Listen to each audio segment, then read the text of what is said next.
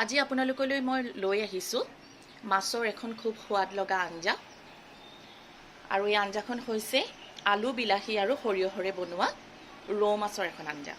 আৰু তাৰ কাৰণে মই লৈছোঁ 3 পিচ ৰৌ মাছ, প্ৰায় 1 চামুচ বগা সৰিয়হ, 3টা মিডিয়াম সাইজৰ আলু, 3টা বিলাহী আৰু 2টা জলকীয়া। আৰু এই সামান্য উপকৰণখিনি দিয়ে কেনেকৈ এখন মুখত লগা আঞ্জা হ'ব পাৰে সেয়া আজি আপোনালোকক মই দেখুৱাম। এতিয়া চাই থাকক মই কেনেকৈ কৰিছোঁ। এতিয়া মই মাছ 3 পিছত প্ৰথমে নিমখ আৰু হালধি সানি ল'ম।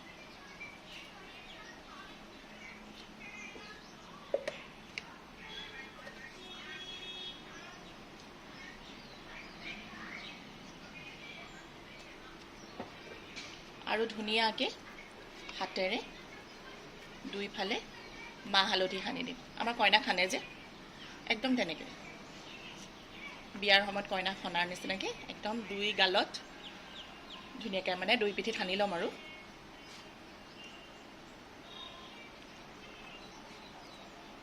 ইয়াত অকণমান মাছৰ ডিমো আছে দেই।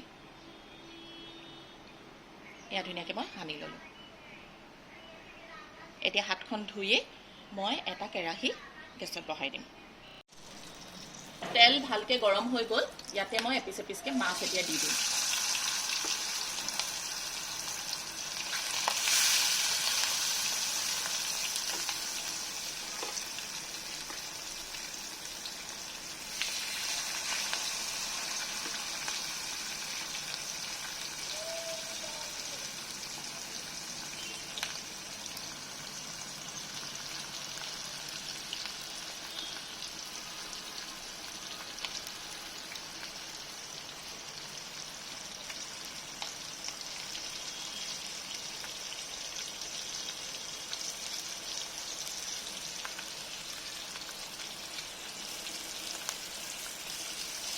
এতিয়া এপিঠি উল্টাই দিম।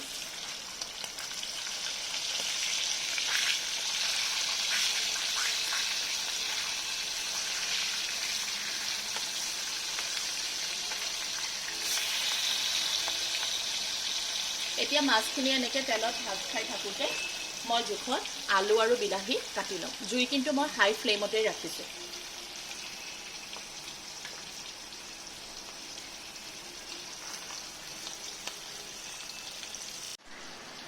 আলু আৰু বিলাহী মই জোখত কাটি ল'লোঁ। চববিলাক মই এনেকৈ দীঘলীয়াকৈ কাটিছোঁ। এতিয়া মাছখিনি কি হ'ল চাই লওঁ। মাছ খুব ধুনীয়াকৈ ভাজা হৈ গ'ল। এয়া চাওক 2 পিঠি খুব ধুনীয়াকৈ ভাজ খালে।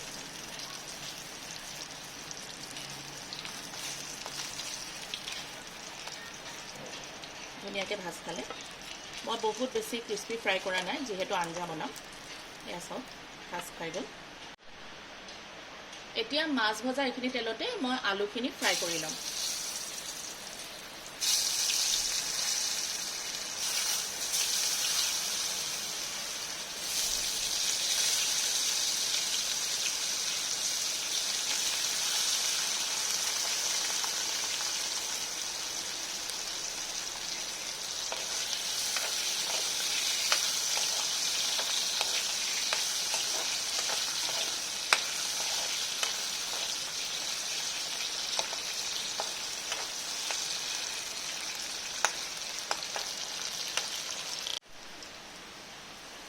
আলুখিনি ফ্ৰাই হৈ গ'ল।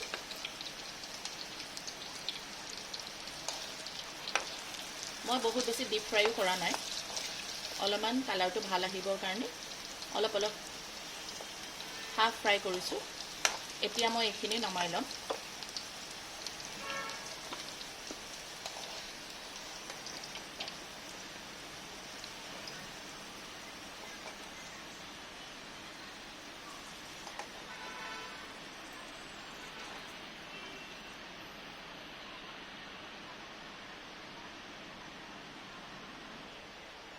একেখিনি তেলতে মই সৰিয়হৰ ফুৰণ দি ল'ম।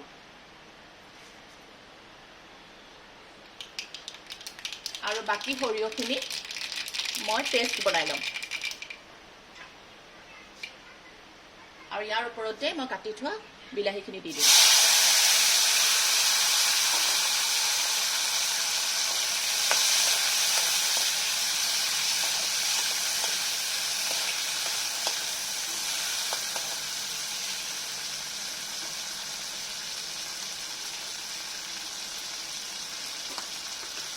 এতিয়া দিম জোখত নিমখ,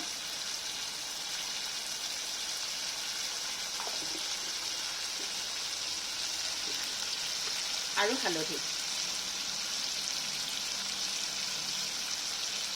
আধা চামুচ হালধি সৰু চামুচেৰে,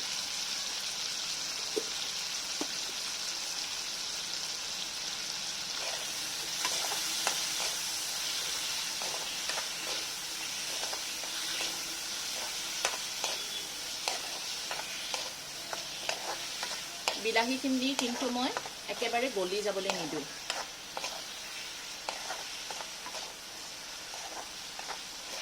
জুই কিন্তু মই হাই ফ্লেমতে ৰাখিছোঁ।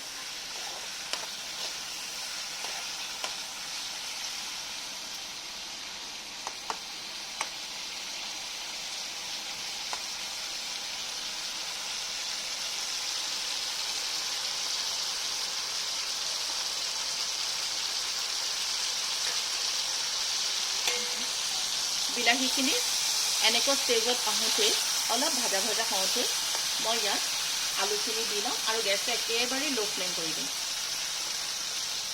ভাজি থোৱা আলুখিনি আকৌ বিলাহীৰ লগত দি দিম।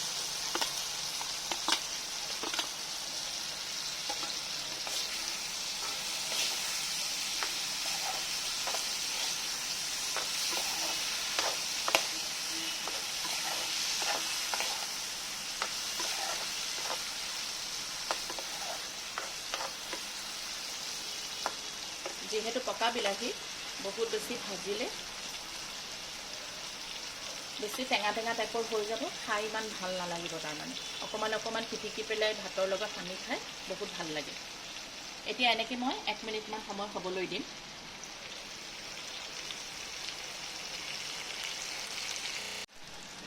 এনেকৈ 1 মিনিটমান থোৱাৰ পিছত এইখিনি চব কিমান ধুনীয়া হৈ গ'ল।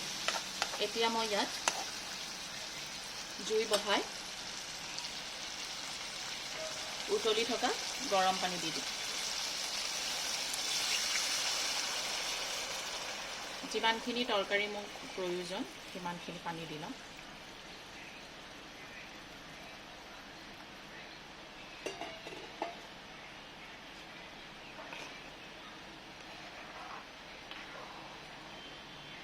এতিয়া এইখিনি মই প্ৰায় 2 পৰা 3 মিনিট সময় উতলিবলৈ দিম। আলু আৰু অলপমান এয়া চাওক আলুখিনি ভালকৈ সিজা নাই আৰু অকণমান সিজিব লাগিব। এয়া চাওক টান হৈ আছে, সেইকাৰণে প্ৰায় 2 পৰা 3 মিনিট সময় মই এইখিনি প্ৰায় 2 পৰা 3 মিনিট সময় মই এইখিনি উতলিবৰ কাৰণে দিম।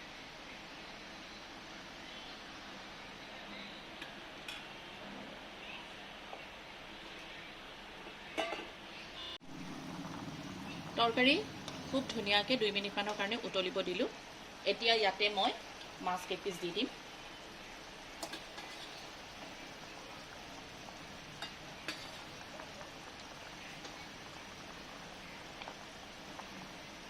ওপৰত দি দিম কেঁচা জলকীয়া, অকণমান অকণমান মূৰটো ফালি লৈছোঁ। এয়া চাওক ফালি লৈছোঁ অকণমান। এনেকৈ প্ৰায় 2 মিনিটমানৰ কাৰণে হ'বলৈ দিম।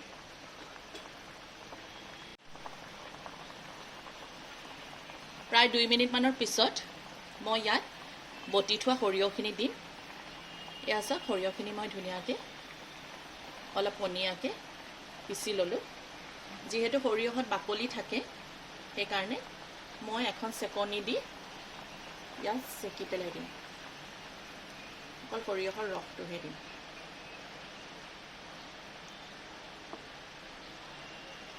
সৰিয়হখিনি নিদিম।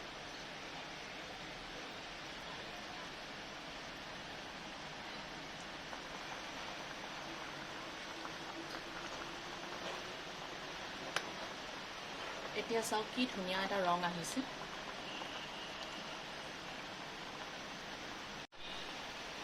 আলু বিলাহী আৰু সৰিয়হ দি বনোৱা মাছৰ আঞ্জা হৈ গ'ল। এতিয়া মই গেছটো অফ কৰি দিম আৰু ইয়াৰ ওপৰত মই অকণমান কেঁচা মিঠাতেল দি দিম, সামান্য কেঁচা মিঠাতেল, আৰু এখন ঢাকনি দি বন্ধ কৰি থৈ দিম। এয়া চাওক ইমান ধুনীয়া এখন মাছৰ আঞ্জা ৰেডি হৈ গ'ল। এনেকুৱা নতুন নতুন ভিডিঅ' লৈ নতুন নতুন ৰেচিপি লৈ পুনৰ আপোনালোকৰ ওচৰলৈ আহিম। মোৰ ৰেচিপিবোৰ চাই আপোনালোকে কেনেকুৱা পাইছে কমেণ্টৰ মাধ্যমত জনাব। আজিলৈ আহিছোঁ, ধন্যবাদ।